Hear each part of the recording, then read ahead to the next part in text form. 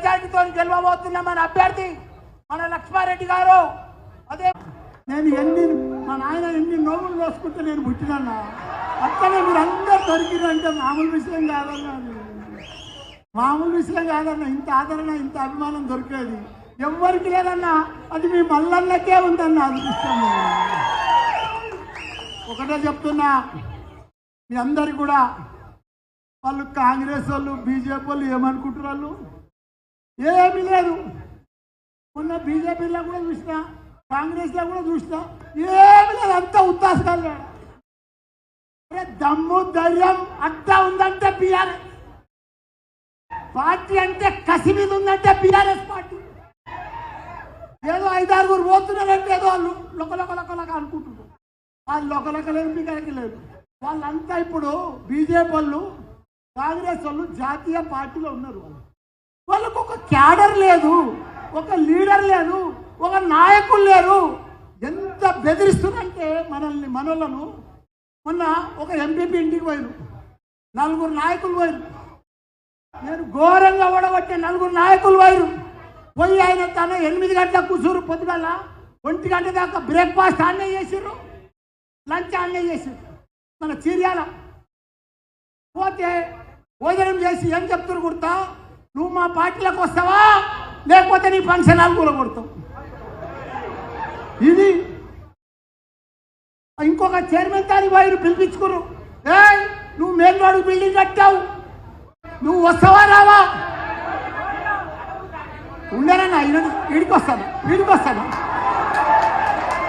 వాళ్ళు ఉండరు. వాళ్ళని పత్రికన్నా వాళ్ళు లేకపోతే మనకు కనిపించారు. ఓలా మీకు వినిపించేటట్టు వచ్చిన ఓ చైర్మన్ దానికి పోయారు, పిలిపించుకోరు, నువ్వు పార్టీలకు వస్తావా నీ బిల్డింగ్ కూడా కొట్టాలని అడుగుతున్నా. కూర్చోనా ఇట్లా భయపెట్టి భయాందోళన గురి చేసి వాళ్ళు కాంగ్రెస్ వాళ్ళు మనోళ్ళని తీసుకుంటున్నారు. కానీ వాళ్ళు కూడా పోతున్నారు, కానీ ఓటు మాత్రం బీఆర్ఎస్కే వేస్తారు. వాళ్ళ మనిషి పోతున్నాడు కానీ వాళ్ళ ఆత్మ పోతలేదు. వాళ్ళంతా కూడా మల్లన్న దిక్కు, లక్ష్మణ దిక్కు, కేటీఆర్ సార్ దిక్కే ఉంటున్నారు. వాళ్ళంతా ఎందుకంటే వాళ్ళు నాకు చెప్తున్నారు, అన్నా ఏమనుకోకు, వాళ్ళు నా బిల్డింగ్ కూడా కొడతా అంటున్నారు, నా దుర్మార్గులు, నేను పోతున్నా ఏమనుకోకండి పోయిరా పోన్నాను.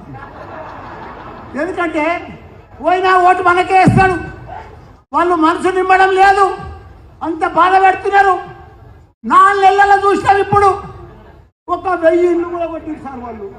నా మేడ్చల్లనే జవహర్ నగర్లో 80 ఇళ్ళు కూడా కొట్టిరు సార్. జవహర్ నగర్లో 80 పేదోళ్ళయి. నేను 40,000 ఇళ్ళు కట్టిస్తే వాళ్ళకి నంబర్ ఇచ్చిండు మన కేటీఆర్ సారు. 200 కోట్లు పెట్టి అభివృద్ధి చేస్తే ఇలా వీళ్ళు వచ్చి కాంగ్రెస్ వాళ్ళు వచ్చి 40-80 ఇళ్ళు కూడా కొట్టింది. అదే మాదిరిగా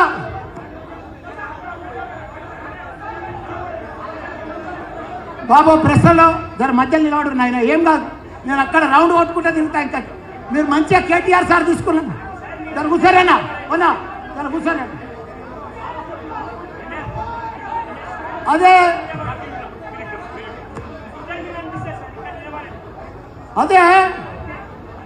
మన పిర్తాజ్గూడల 150 ఇళ్ళు కూడా కొట్టింది.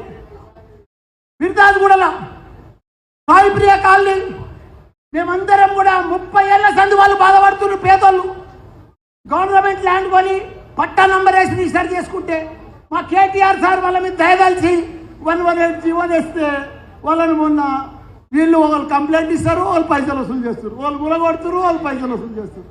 వాళ్ళంతా ఇచ్చేసి కాంగ్రెస్ వాళ్ళు మనం మొన్న ఓడిపోయిన వాళ్ళు మొత్తం గులగొట్టిరన్న 150 ఇళ్ళు జీవో తెచ్చిండన్న మన కేటీఆర్ సార్. ఎంత దుర్మార్గం. ఇదే చర్యల